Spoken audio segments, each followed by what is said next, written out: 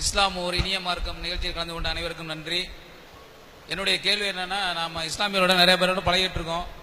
இப்போ எங்க இதில் இந்துக்கள் எடுத்தீங்கன்னா விவாகரத்துங்கிறாங்க, உங்களது தலாக்குன்னு சொல்றீங்க. அதில் ஆண்களுக்கு மட்டும்தான் உரிமை இருக்கா, பெண்களுக்கு அதுக்கு உரிமை இருக்காங்கிறது தான் என்னுடைய கேள்வி. அதாவது இஸ்லாம் மார்க்கத்தில் கணவன் மனைவி அவங்களுக்குள்ள பிரச்சனை வந்துச்சுன்னு சொன்னா ஆண்கள் மனைவியை விவாகரத்து செய்யலாம் அப்படின்னு ஒரு அதிகாரம் ஆண்கள் இருக்குது.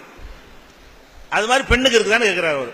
ஆண்களுக்கு இருக்கிற மாதிரி பெண்ணுக்கு ஒரு ஆம்பளை பிடிக்கலன்னு வைங்க, அப்ப அந்த பெண்ணுக்கு அந்த அதிகாரம் இருக்குதா? முதல் விஷயம் என்னன்னு கேட்டா, ஆணுக்கு விவாகரத்து செய்யற அதிகாரம் இருக்குங்கிறோம்ல, அது கூட பொத்தாம்பதுவாவெல்லாம் கிடையாது. சும்மா வர நினைச்செல்லாம் பண்ணிட முடியாது.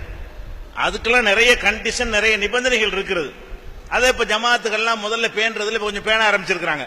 ஆரம்பத்தில் அது பேணாம கண்டுக்காம விட்டாங்க. இப்போ ஓரளவுக்கு எல்லா ஜமாத்துகளும் இது பேண ஆரம்பிச்சிருக்காங்க.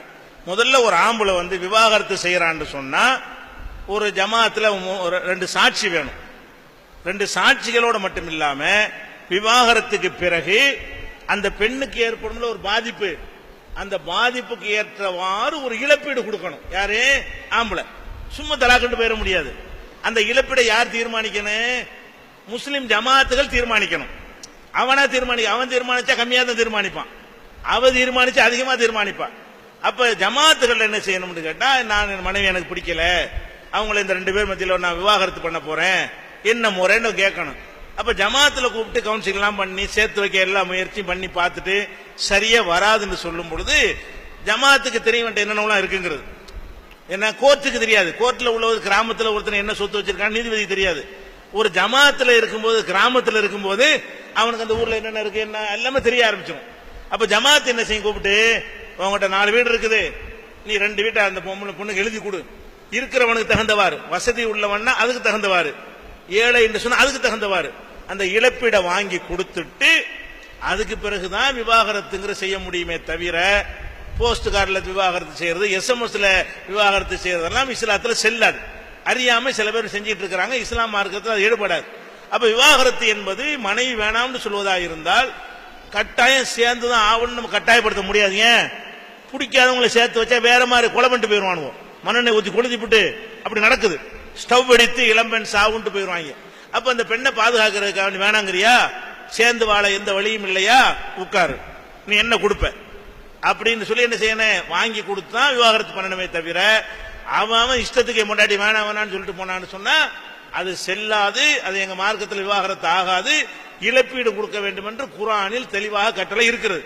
எங்க ஜமாத்தில் அது மாதிரி விவாகரத்துக்கு பஞ்சாயத்து வருமையானால் அதை கூப்பிட்டு வச்சு பேசி அவன் சொத்துக்களை ஆய்வு செஞ்சு மனைவிக்கு உரியதை வாங்கி கொடுக்காமல் விவாகரத்தை நாங்கள் என்ன செய்ய மாட்டோம், அந்த சர்டிபிகேட் கொடுக்க மாட்டோம். இது ஆம்பளைக்கு உள்ளது. பெண்கள் என்ன செய்யறாங்க, புருஷன் பிடிக்கலன்னு அவங்களுக்கு இருக்குல்ல, ஆம்பளைக்கு பொம்பளையை பிடிக்காத மாதிரி பொம்பளைக்கு ஆம்பளை பிடிக்காம இருக்கலாம்.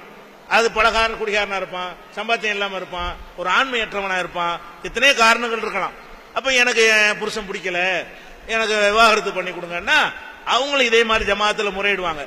முறையிட்டா என்ன மேட்டர்னு கேட்டா, இந்த கணவன் இழப்பீடு வாங்கி கொடுப்போம்ல, அது கிடையாது. என்ன அவன் வேணான்னு சொல்லல, இல்ல அவன் வாழ்றதுக்கு ரெடியா இருக்கிறான், இவளா தான் வேணான்னு சொல்ற காரணத்தினால புருஷன் ஒரு தொகையை வாங்கி கொடுப்பாங்க இல்லையா, அது கிடையாது. அதே நேரத்தில் கல்யாண நேரத்தில் மகர்ந்து ஒண்ணு அந்த பெண் வாங்கியிருப்பாங்க. திருமணம் செய்யறதா இருந்தா பெண்ணுக்கு ஆம்பளை வரதட்சணை வாங்குறாங்கல்ல இன்னைக்கு, அதுக்கு உள்டாவா இஸ்லாம் மார்க்கத்தில் ஆம்பளை பொம்பளை கொடுக்கணும். கல்யாணம் பண்ணும் பொழுது அவ 5 லட்சம் கட்ட 5 லட்சம் கொடுக்கணும்.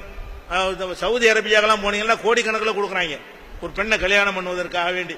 அந்த மாதிரி ஒரு தொகையை மகருன்னு வாங்கியிருப்பாங்க. அப்ப தோட்டம் துறவெல்லாம் கூட மகரா வாங்குவாங்க. வீடு வாசல் பங்களாவெல்லாம் மகர வாங்கியிருப்பாங்க.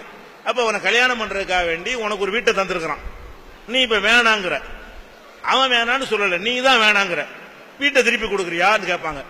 கொடுத்துறேன்னு சொல்லணும். ஏன்னா அவங்க எப்ப இவன் தரப்புல மிஸ்டேக் இருந்தால் இவன் நஷ்டீடு கொடுக்கணும். அவ தரப்புல கோரிக்கை வந்துச்சுன்னு சொன்னா அவ என்னெல்லாம் வாங்கினாலும் திருப்பி கொடுத்தணும், அதான் நியாயம். அப்ப உன்னுடைய மகரை திருப்பி கொடுத்துட்டேன்னு சொன்னா ஜமாத்தை ரத்து பண்ணிடும். ரெண்டுலையும் ஜமாத்தை ரத்து பண்ணுது. பெண்களுக்கு அந்த உரிமை இருக்குது, விவாகரத்து உரிமை. ஆனா என்னன்னு கேட்டா, ஆம்பளை வேணான்னு சொன்னா இழப்பீடு வாங்கி கொடுப்பாங்க, பொம்பளை வேணான்னு சொன்னா இழப்பீடு வாங்கி கொடுக்க மாட்டாங்க. ஏன்னா இழப்பீடு அவதானே வேணாங்கிறா, நான் தான் வாழ ரெடியா இருக்கிறேனே. இந்த மாதிரியான அடிப்படையில் பெண்களுக்கு விவாகரத்திற்கு எளிதான முறையில் இருக்கிறது. அப்படி இல்லாட்டி என்ன ஆகும்டா, வேற மாதிரி விதமா போயிடும். புருஷன் முன்னாடி பிடிக்கலன்னு வைங்களேன், இவ புருஷனை போட்டு தள்ளிடுவா. அல்ல அவன் பொண்டாட்டி போட்டு தள்ளிடுவான். நடந்துகிட்டு இருக்கிறது பேர் தப்பான கள்ள காதலோட சேர்ந்து புருஷன் கொலை அப்படி எல்லாம் பேப்பர்ல அதெல்லாம் தவிர்க்கிறதா இருந்தா புருஷனை பிடிக்கிறானே வேற ஒரு வாழ்க்கையை வாழ்ந்துருப்போம். உசுரோட விட்டுறவனே அவனை ஏன் கொள்ற அப்படிங்கிற ஒரு கான்செப்டுக்காகத்தான் பெண்களுக்கு இந்த உரிமை இஸ்லாம் வழங்கி இருக்கிறது. 2 பேருக்கு லேசான முறையில் வழங்கி இருக்கிறது.